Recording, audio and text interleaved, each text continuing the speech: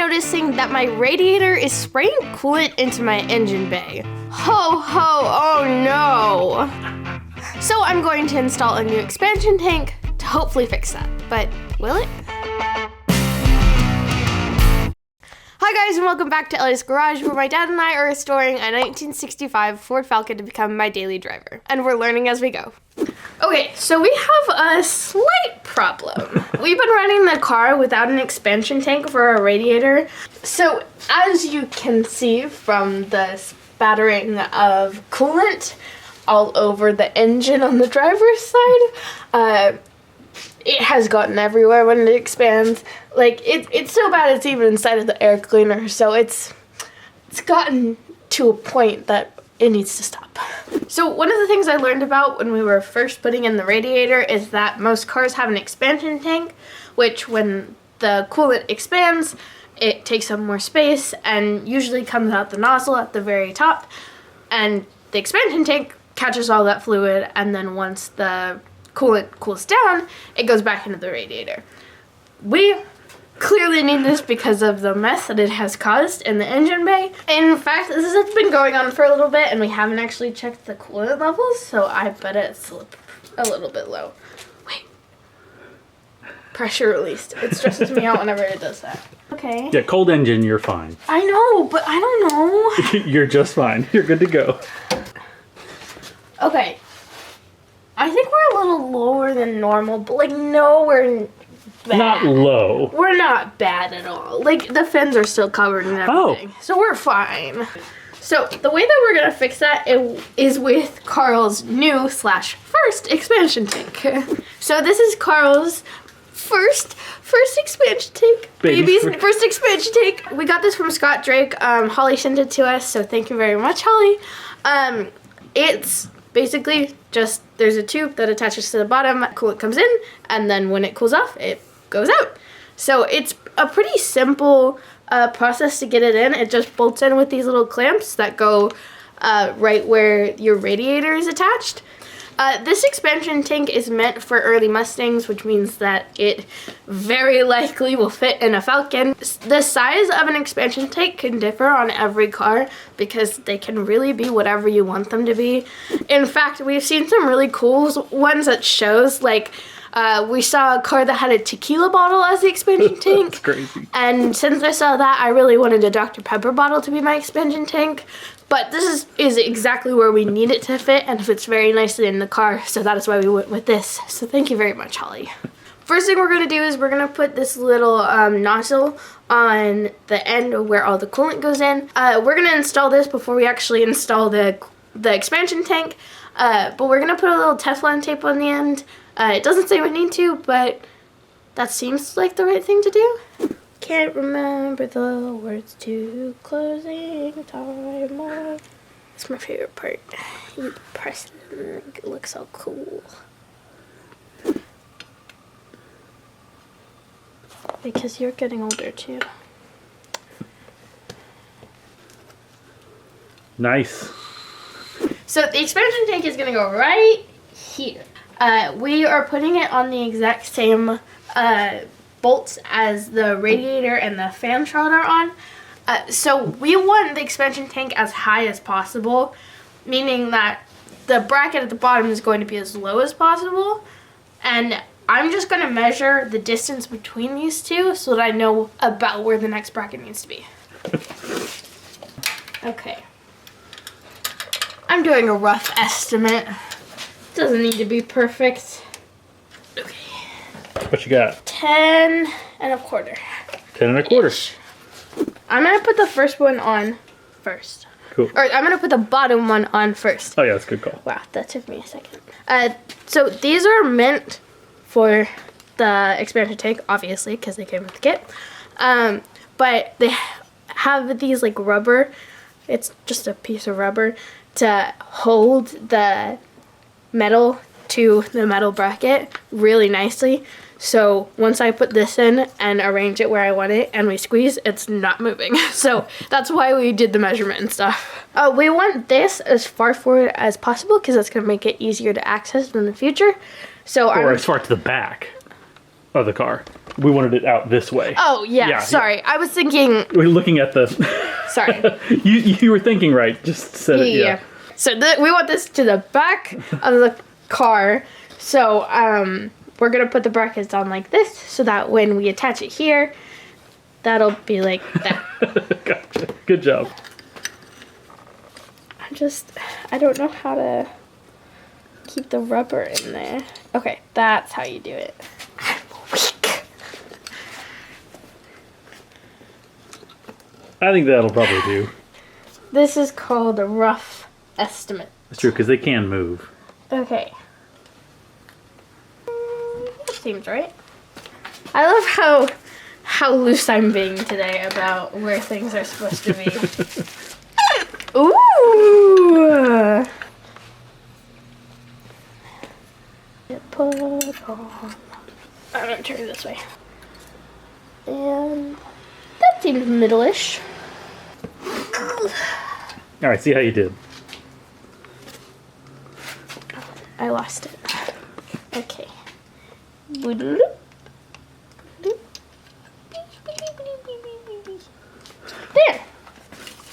Perfect. Nice. Yeah, I forgot that that's how you do And it. I think those might be nylon. Are those lock nuts? Yep. Oh, they are lock nuts? Oh, cool. Yep.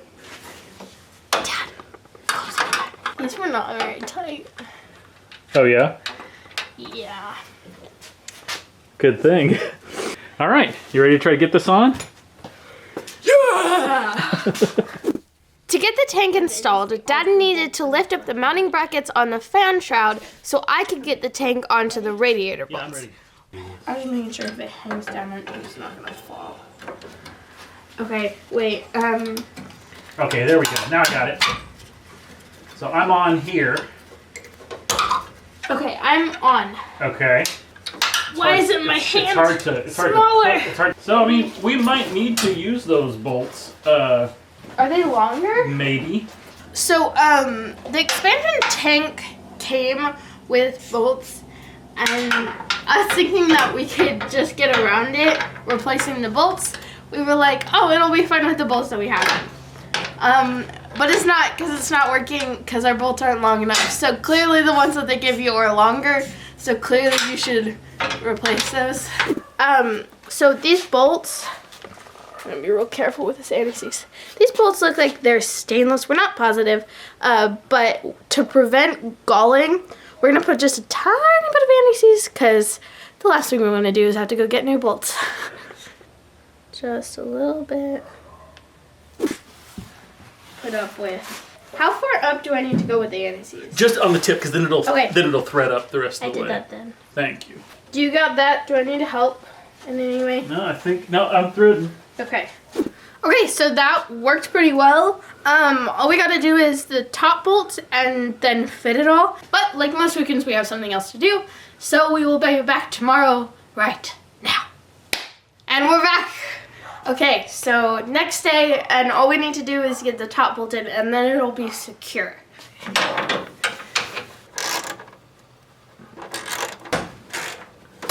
So, got it. Got it. Okay, so it's not like super clear, but this is just a little bit longer. Just a little bit.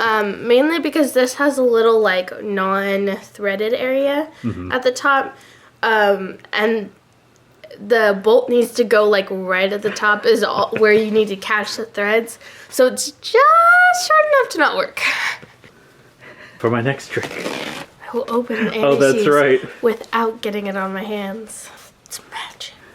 Nobody can do that. This isn't going to be funny to anybody else but us. I think anybody else who deals with anti-seize.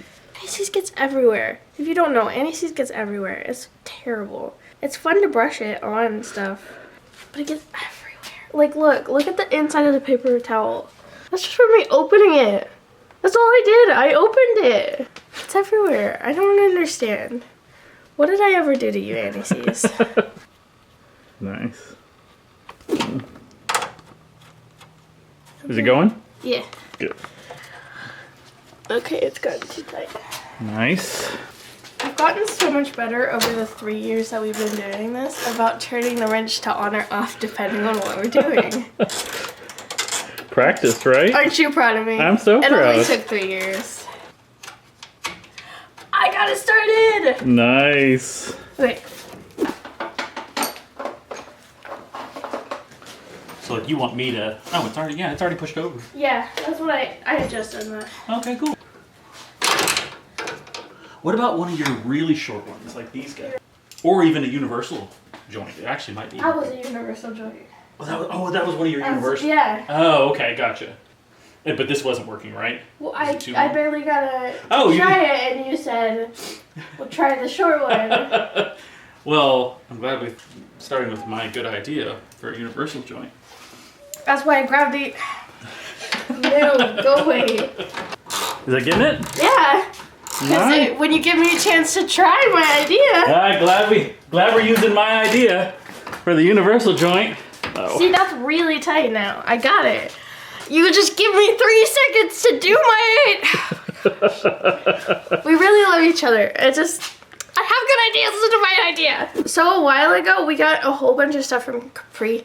Capri sent us like these boxes of tools. And then it came this tiny little wrench, which I absolutely loved. And these universal joints that we don't actually get to use very often. Right now, it's very helpful. Are you getting it? Yep. That's great.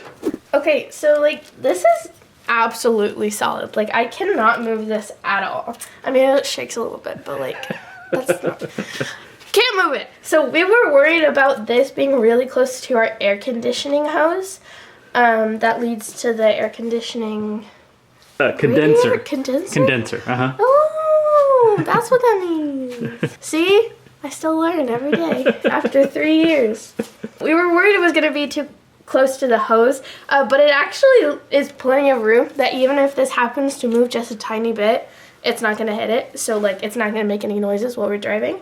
So if you happen to have done everything that we have ever done to our car and you want to put this in, you'll be fine. It'll be great. Also, if you haven't checked our Instagram or if you don't follow our Instagram, we got a light up wreath for Carl. What? Ah! So he's all festive. Okay, back to the actual episode. So now that that's secure, the only thing that we need to do left with the actual tank is just get a hose, which we don't happen to have because we just don't have spare hose laying around for some reason. Lame. So we're gonna do part store montage of getting a hose. Yeah! First, we tried our friends over at Advanced Auto Parts, but they only had 1/2-inch tubing. What? Nobody needs half. We don't need half. We don't want half. So we headed over to AutoZone, where we got to walk through the back area like we had a backstage pass.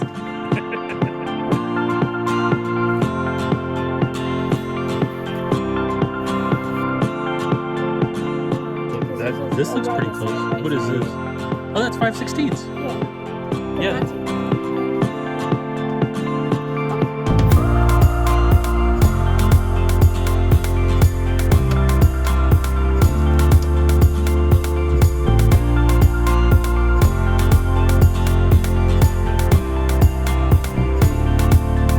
Before I go and I'll say, I'll just take that. I won't. We got it. Woo! Good. So I said 1 foot.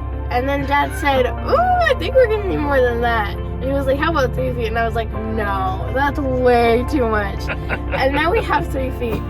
And I'm questioning it. I think it might be just enough. But I think I might have underestimated it. So we might be back out. Because of my underestimating the length of a foot. Okay. I'm so scared right now. I mean, it's not a big deal. We can always go back. I don't want to go back.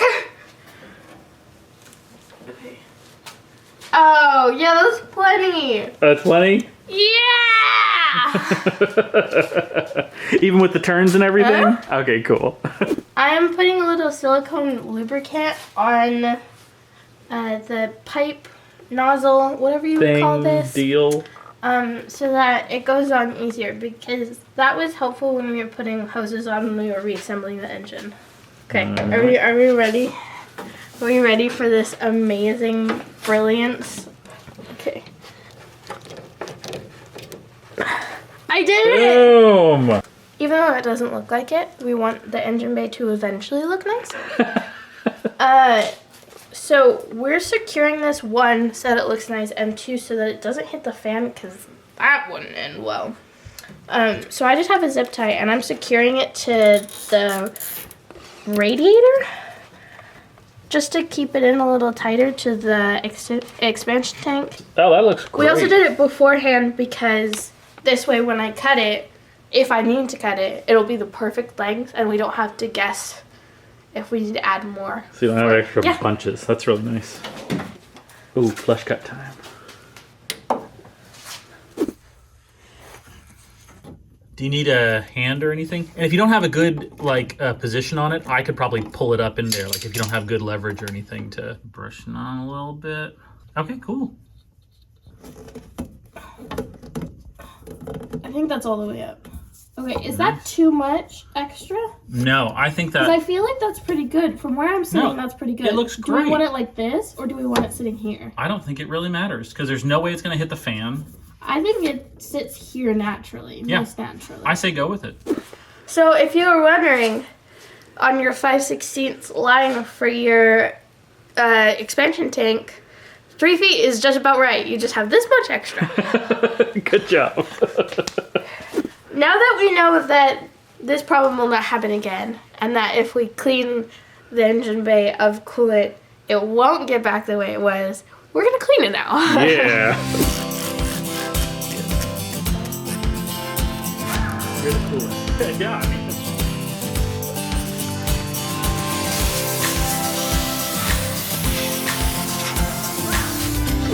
So the cap comes with this little coolant sticker on top with a little sticky tape, but it comes off so that you can put your coolant expansion tank wherever you want it and put the cap on, and then the coolant will be straight.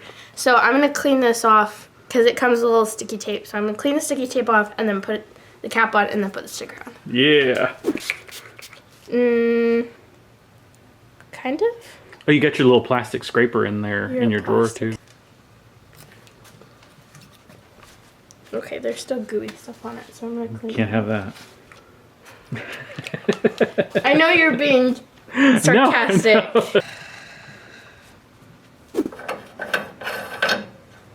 Oh, so nice. Yeah, make it where it feels good. Okay, I think that's about as tight as I can get. This is when I do the thing where I go to put it on perfectly and then I put it on like to like mess with everybody. Okay, ready, Dad? That looks great. Oh wait, does it have a cover? I didn't tell you. Oh, hang on, wait. Ready? Are you ready? Oh! That looks great. It looks so good. That looks awesome. Good install. That was so easy. The expansion tank went in really easy and it looks great. But apparently that wasn't my problem. So, it's been about a week since we originally filmed the expansion tank video where we put it in, and something has happened. I actually haven't seen this, I've just been told. Ugh. It's all back! You were right! He said it was all back, and I was really hoping he was wrong. So we thought that all of this spray had come from the nozzle that was open. But if you look right below it, there's clearly beading of coolant, which means that there is some kind of hole in our radiator which is leaking all of this stuff. It's really bad. Like, there's a lot of coolant right there. And then there's also some at the bottom, which means that our radiator has a hole in it and we need to replace it. In fact, if you're watching the video carefully, you will actually see that in one of the shots. So if you knew that this was the actual problem, congratulations, you get a gold star. So, with that problem figured out, and now we know what I'm going to put on my Christmas list, a new radiator. So what I'm taking out of the garage is that sometimes your first solution doesn't always solve the original problem. Even though the expansion tank we got from Holley and Scott Drake didn't end up solving our original problem, it still looks really great and is going to be helpful in the future for not losing coolant when our radiator doesn't have a hole. Who knew? If you want this exact model, check the link in the description because we have it there. And Holley is still having their holiday sale. There's a 20% discount on everything on their site and free shipping, so definitely check it out. Thanks as always to my executive producer, Drew Carter, and all my supporters on Patreon. Happy holidays, thanks for watching, consider subscribing, and I'll see you next time in the garage.